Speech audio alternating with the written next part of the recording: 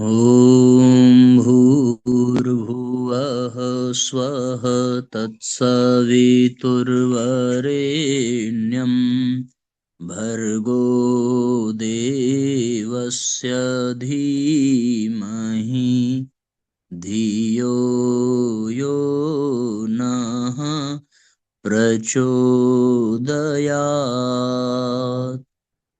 ॐ योगपूर्णं तपोनिष्ठं वेदमूर्तिं यशस्विनं गौरवर्णं गुरुश्रेष्ठं भगवत्या सुशोभितं कारुण्यामृतं सागरं शिष्यभक्तादिसेवितं श्रीरामं सद्गुरुं ध्यायेत् तमाचार्यवरं प्रभुम्। ॐ सद्गुरुचरण कमलेभ्यो नमः। वन्दे भगवतीं देवीं श्रीरामञ्च जगद्गुरुं पादपद्मे तयोः श्रुत्वा प्रणमामि मुहुर्मुहुः। परम पूज्य गुरुदेव परम वंदनीय माता जी के दिव्य संरक्षण में विराजमान ऑनलाइन दैनिक स्वाध्याय के आज के सत्र में आप सभी आत्मीय बंधुओं का बहुत बहुत स्वागत, बहुत बहुत अभिनंदन है साथियों। आइए भावपूर्वक आज के सत्र का हम सभी शुभारंभ करते हैं।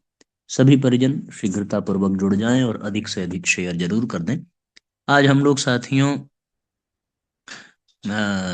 2032वां एपिसोड प्रारंभ करने जा रहे हैं और आज का पहला अध्याय है एक ही वृत्ति एक ही माया, सब जग एक ही परमात्मा समाया।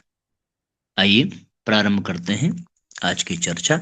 अधिक से अधिक शेयर और लाइक जरूर करेंगे जिससे कि सबको इसका लाभ अवश्य मिल सके। अध्यात्म के मार्ग पर चलते हुए हमारी एक ही वृत्ति होनी चाहिए, उसका नाम है त्याग वृत्ति। यह उस दृष्टिकोण से जन्मती है जिसमें कि कोई भी विचार वस्तु हमें अपने दिव्य वैभव से विलग नहीं कर सकती। हम सदा अपनी एक ही वृत्ति में स्थापित रहते हैं, उसका नाम है परमात्मा वृत्ति। यह एक ऐसी वृत्ति है जिसकी उत्पत्ति पर सारा संसार हमें अपनी आत्मा का ही प्रकट स्वरूप दिखाई पड़ता है। दूसरी चीज है माया। प्रश्न उठता है कि यह माया क्या है? इसका उत्तर है अपने अहंकार का विस्तृत होना एवं जो कुछ भी हमें इस जगत से बांधे हुए है मात्र उसी की अनुभूति होना। माया अपने आप में बुरी नहीं है, बुरा तो उसे आदमी का दृष्टिकोण बनाता है। जिसने ये समझ लिया कि यह संसार विषयों की तृप्ति के लिए नहीं बल्कि आत्म विसर्जन के लिए है, वह फिर अपनी वृत्ति का उपयोग भी सही तरह से करेगा एवं उसे दुख भी न होगा। अध्यात्म इतना ही नहीं है, इससे आगे वो है अपने चरित्र की साधना करना, उसे विकसित बनाना। जो यह कर सके उसे ईश्वर की विशेष कृपा प्राप्त होती है। वह यह कि उसका अहंकार स्वयं ही परमात्मा में विगलित हो जाता है। जब हम ईश्वर को प्रत्यक्ष कर लेते हैं एवं उसे सत्प्रयोजनों के निमित्त लगाने की ठानते हैं तो इसे ही परमात्मा लाभ कहते हैं, जो कि इस संसार में सबसे बड़ा उपहार है। अपने अहंकार की आपूर्ति संभव नहीं तो क्यों न ऐसा कर लें कि अपनी वृत्ति को उस ईश्वर को सौंप दें एवं संसार को परमात्मा का घर बना दें। ऐसा कर लेंगे तो फिर विचार व्यवहार डगमगाएगा नहीं। यह तो मनुष्य की क्षुद्रता है कि वह सांसारिक परिस्थितियों के मध्य अपना सिर झुकाए रहता है। जिसके पास परमात्मा का अनुग्रह है वह सदा अपने स्व में स्थिर एवं एकत्व बोध को धारण किए भ्रमण करता है। यही उसकी पहचान है एवं इसी के कारण उसका जीवन होता है। हम तब तक अपनी बाधाओं से पार नहीं जा सकते जब तक कि भीतर एकत्व का उजाला एवं प्रेम का महासागर जन्म नहीं लेता। इसे ही साधना कहते हैं। एवं यह प्रत्येक व्यक्ति के स्वरूप के अनुसार उसकी अपनी अपनी हो सकती है। इसमें तब तक व्यवधान नहीं पड़ता जब तक कि हम संसार को ही अपना सब कुछ न सौंप दें और सांसारिक कामनाओं को ही अपना जीवन ध्येय न मान बैठें। उसे अपनी वृत्ति न सौंप दें, उसे ही सब कुछ न मान लें। यह जीवन हमें परमात्मा से मिलने के लिए मिला है। हम बेकार में क्यों इसे व्यर्थ के प्रयोजनों में, क्षुद्र अहंकार की पूर्ति में एवं संसार के मध्य भटकते रहने में लगाते हैं। जब हमें पता है कि इस वृत्ति का अंत होना है, वृत्ति को ईश्वर में लीन एवं ईश्वर या परमात्मा के सदृश बन जाना है, फिर हमें क्यों संकोच होता है इस संसार में ठीक प्रकार अपनी गतिविधि अपनाने में। हम ईश्वर की सर्वोच्च सत्ता को क्यों नहीं स्वीकारते, उसे ही अपना मित्र बना जीवन की परिस्थितियों से क्यों नहीं गुजरते। इसीलिए हमने अपना अहंकार नहीं गलाया, प्रेम की अमृत बूंदें नहीं पी एवं जीवन को सुख सौभाग्य की दिशा में नहीं बढ़ा पाए। ऐसा करते तो परमानंद की यात्रा पर होते, परंतु हम में से अधिकांश का जीवन इस समय संसार के कोलाहल के मध्य खोया पड़ा है। उसे जागना है तो परमात्मा एवं ईश्वर से साहचर्य स्थापित करना होगा। जीवन की मूल वृत्ति को अपने नियंत्रण में लें, उसे ईश्वर प्राप्ति के कल्याणकारी मार्ग पर लेकर चलना होगा। यही वस्तुतः अध्यात्म का पथ है। साथियों, अध्यात्म का एक ही लक्ष्य है, परमात्मा की प्राप्ति, अपनी क्षुद्रता का त्याग, अपनी संकीर्णता से ऊपर उठना और अपने आप को ईश्वर तत्व में विलीन कर देना। यही भाव है। ये जितना जल्दी जीवन में उतर जाए उतना ही जल्दी जीवन का कल्याण हो जाएगा। पर साथियों, हम अपने अहमता के कारण, अपने दृष्टिकोण के कारण अपने आप को भगवान से अलग समझते हैं। लोग इसमें माया का दोष देते हैं, पर माया में दोष नहीं है, दोष अपने दृष्टिकोण में है। माया तो एक पर्दा मात्र है, उस पर्दे को हटाने का प्रयास तो हमें करना ही होगा, या फिर कोई ऐसी हवा चले जिससे वो पर्दा खुद हट जाए। तो वो हवा अध्यात्म की। आज हम भौतिकता की हवा में बह रहे हैं और इसलिए अपने मूल स्वरूप से वंचित हैं। हम स्वयं को एक अलग अस्तित्व में देख रहे हैं, जबकि हैं हम परमात्मा के अंश ही। अब समुद्र का जल और किसी लोटे में रखा हुआ जल, वो लोटे में रखा हुआ जल अपने आप को अलग समझे, अपने अस्तित्व को अलग समझे, वो अपने अभिमान में रहे और समुद्र के जल से मिलने से मना कर दे, जबकि वो आया वहीं से है, पर उसमें लौटना न चाहे। तो इसमें लोटे का क्या दोष है? अगर वो लौटना चाहे तो परमात्मा इतनी तो कृपा करेंगे ही कि लोटा लुढ़क जाए और उसका जल सागर में विलीन हो जाए।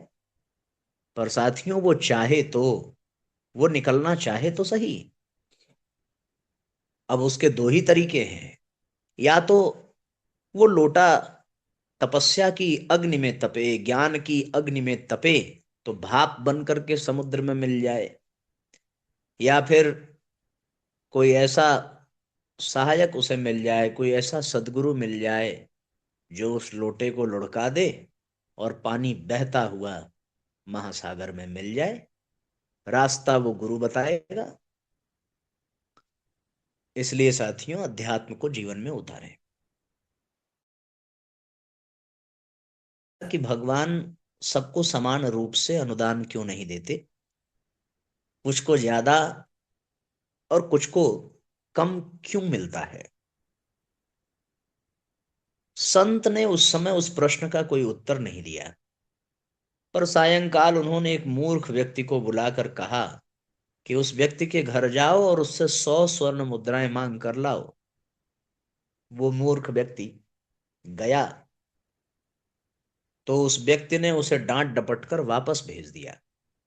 अगले दिन सुबह वे उस संत गए तो उस व्यक्ति ने तुरंत तिजोरी खोली और उन्हें देने के लिए मुद्राएं गिनने लगा। संत ने पूछा, बेटा, जब वो दूसरा व्यक्ति आया तो तुमने उसे देने में आनाकानी की, तो मेरे आने पर इतनी सहजता से क्यों मुद्राएं दे रहे हो? वो व्यक्ति बोला, अरे उस मूर्ख के हाथ में इतनी कीमती मुद्राएं कैसे दे दूं? संत बोले, बेटा, जब तुम्हें थोड़ी सी मुद्राओं के लिए इतनी सोच है तो भगवान अपनी कीमती विभूतियां बिना व्यक्तियों की पात्रता जांचे कैसे दे सकता है? अनुदान को मिलने का अधिकार भी तो पात्रता के अनुसार ही तय होना चाहिए। तो भगवान भेदभाव करते नहीं हैं। भगवान पात्रता की परख करते हैं।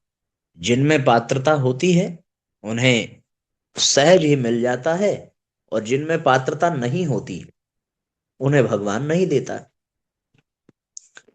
बहुत अच्छा अध्याय था, अच्छी प्रेरणा थी साथियों इसमें। अब एक दूसरा अध्याय है, सात्विक आहार विहार अपनाएं। स्वास्थ्य सबसे बड़ी संपदा है, परंतु हम सबसे ज्यादा इसी को नष्ट करने का प्रयास करते हैं। उम्र बढ़ने के साथ शरीर में कुछ बदलाव आते ही हैं, उन्हें रोका नहीं जा सकता है। परेशानी तब होती है जब उम्र से पहले ही बुढ़ापा दिखने लगता है। ज्यादातर मामलों में हमारी खराब आदतें, अस्वस्थ जीवन शैली और सोच इसकी वजह होते हैं। जैसे जैसे उम्र बढ़ती है, शरीर के भीतर और बाहर बदलाव आने लगते हैं, पर कुछ लोगों में यह बदलाव अधिक तीव्र होते हैं, जिसे पूर्व वृद्धावस्था या प्री एजिंग कहते हैं। प्री एजिंग की पहचान कई लक्षणों से की जा सकती है, जिनमें प्रमुख है उम्र बढ़ने के साथ बालों की जड़ों का कमजोर होना। बाल झड़ना सामान्य घटना है, लेकिन कई लोग युवावस्था में ही गंजेपन के शिकार हो जाते हैं। अत्यधिक बाल झड़ने की समस्या को गंजापन या एलोपेसिया कहते हैं। यह इस बात का संकेत है कि आपके शरीर के साथ कुछ गलत हो रहा है। मानसिक और शारीरिक तनाव, आनुवांशिक कारण और पोषक भोजन की कमी बालों के झड़ने में महत्वपूर्ण भूमिका निभाते हैं। झुर्रियां पड़ने के लिए बाहरी और आंतरिक दोनों तरह के कारक जिम्मेदार होते हैं। उम्र बढ़ने के कारण शरीर नमी को रोक नहीं पाता तथा इलास्टिन और नई कोशिकाओं का उत्पादन कम हो जाता है, जिससे त्वचा का लचीलापन खत्म हो जाता है, वह कठोर हो जाती है। बाह्य कारकों में जीवन शैली, पर्यावरण और प्रदूषण भी त्वचा पर असर डालते हैं। जो लोग बहुत धूम्रपान करते हैं और व्यायाम नहीं करते, उनकी त्वचा पर प्रभाव जल्दी नजर आने लगता है। धूम्रपान करने वालों की त्वचा न करने वालों की तुलना में 40% अधिक पतली होती है। जितना ध्यान हम चेहरे की सुंदरता पर देते हैं, उतना हाथों की नहीं। कितनी ही बार हमारे हाथ चेहरे से ज्यादा जल्दी बूढ़े दिखाई देने लगते हैं।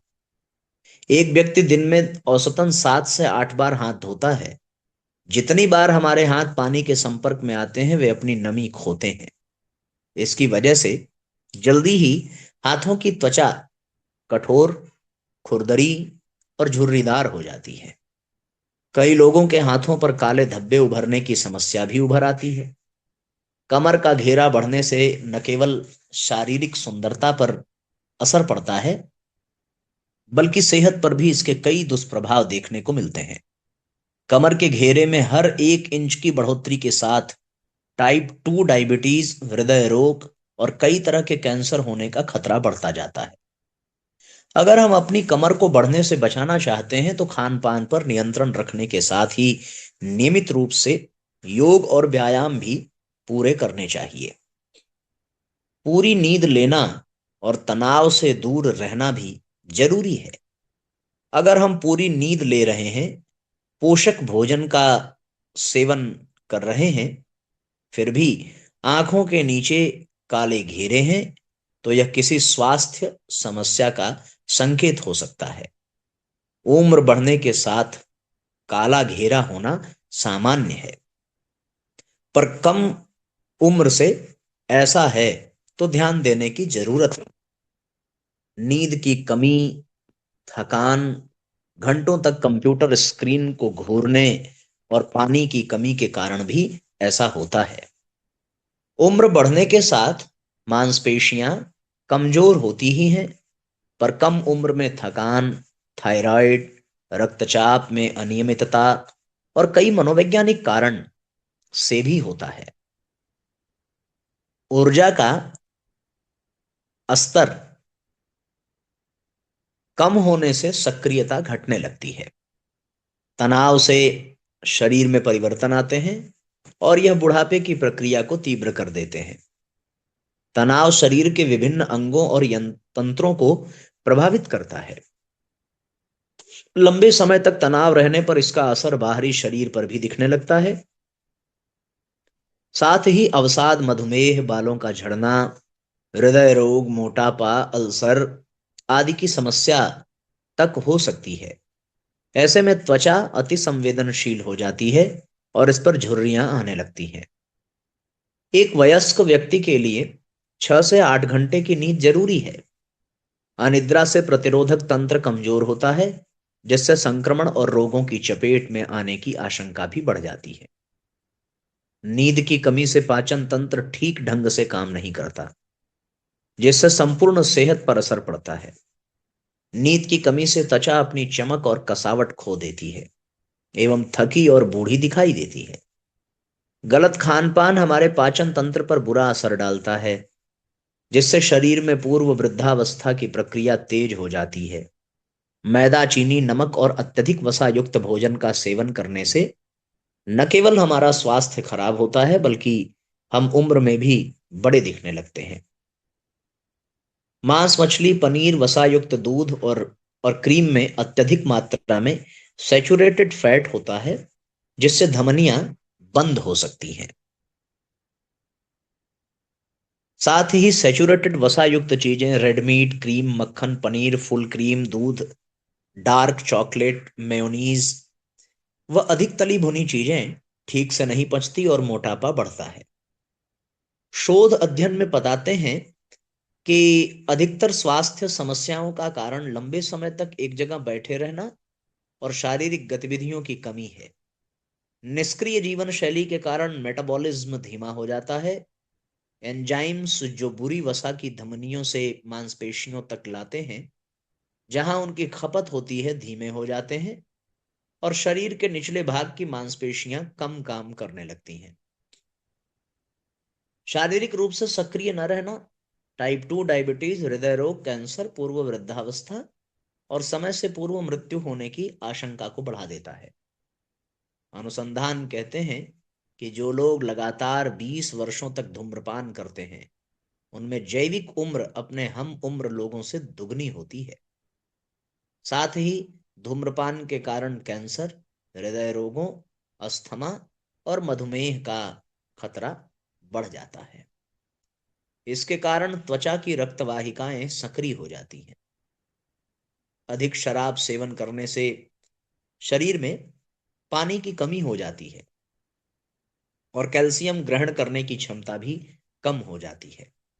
इस कारण त्वचा और हड्डियां बूढ़ी और कमजोर होती जाती हैं। त्वचा पर थकावट भी दिखने लगती है। जीवन का उद्देश्य है स्वस्थ शरीर और प्रसन्न मन। स्वस्थ शरीर हेतु अपने अनुकूल आहार विहार का ध्यान रखना चाहिए।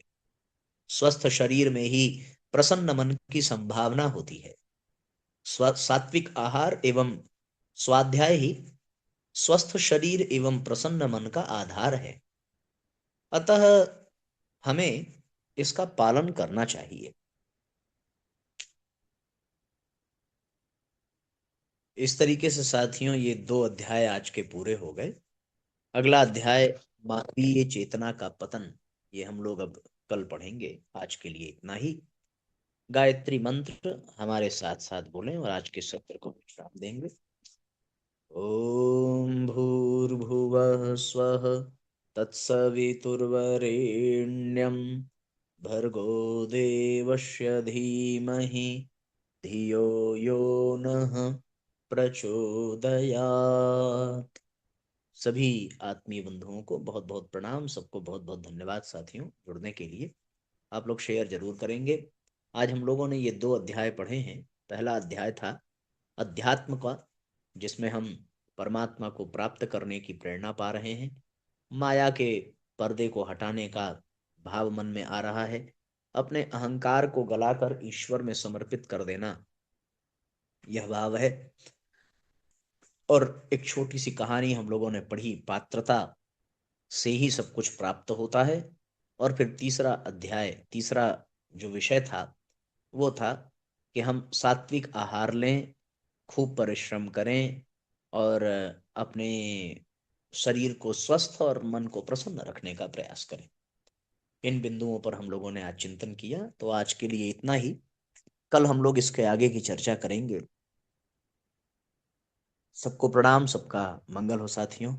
जय राम जी की शुभ रात्रि।